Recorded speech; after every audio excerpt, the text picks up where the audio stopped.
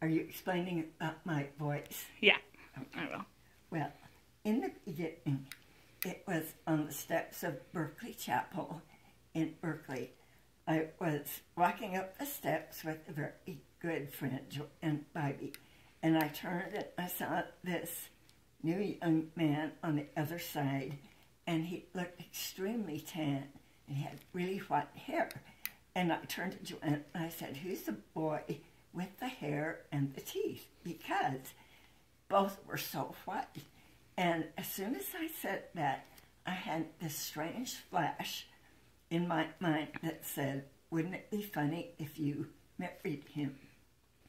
I didn't pay too much attention, except it was a little spooky because my mother had had very strong premonition the first time she saw my father.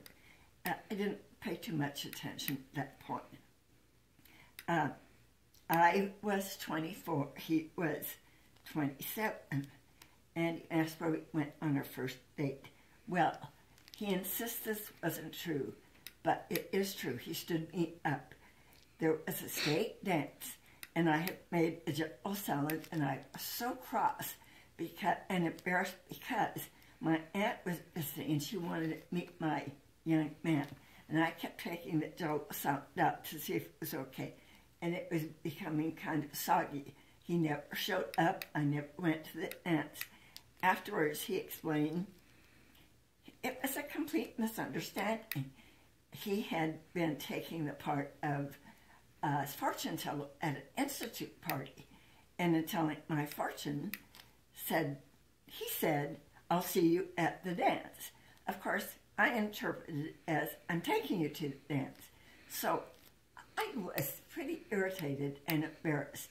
So any attempts he made to ask me out were rebuffed because I had felt rejected. And so it took quite a while until one evening we were a group of friends, and a piano artist named Dave Brubeck was playing in San Francisco. And it was suggested that a group of us could go and listen to him. Dave was in a group, and of course, typical of his background, he had a broken arm. His arm was in a cast. And so obviously I was in no danger of any kind of assault from him. So I felt it was perfectly safe to go. So we went with the group to listen to Dave Brubeck. And of course, after that, Dave Brubeck was always a favorite piano artist. We did go out. I relented, and we went on several dates. You asked what my parents thought of him. My mother loved him at first because the first time he picked me up at our house, he said, "I'll take good care of your daughter." And of course, that was great. Now, my father, on the other hand, took a little convincing. We had a special not fireside, but gathering to watch the Cal Stanford game. Dave appeared, rang the doorbell. When my father answered, he was wearing an Indian headdress. Of course, the Stanford Indians were the mascots. This did not sit well with my father. He slammed the door, and it took a while to convince him. My father had a good sense of humor, but not when it came to either politics or sports. But Dave eventually won him over. In terms of dates, you have to remember he was on a limited income. He was a student at an art school. And most of our activities were involved with church or my ward activities or at the institute. Lots of activity there.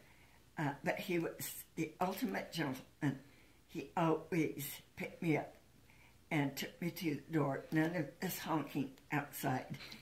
He, in fact, was very upset if I didn't let him open the door for him. And sometimes that irritated me, too, because I was in a hurry to get out. But he would scold me, and so I learned that for him, it was important.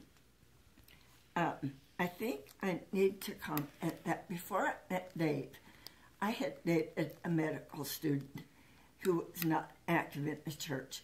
His family, I think, thought I would be instrumental in helping him become active. And so it was kind of a strange relationship. He was not interested in going into any of our church activities. And so for a period, I felt quite cut off from my institute friends and church activities. And that relationship didn't survive. And the contrast between the kind of experience and sharing that I had with Dave was so marked. It was a very important reminder to me of how important shared values and interests were. Mm-hmm.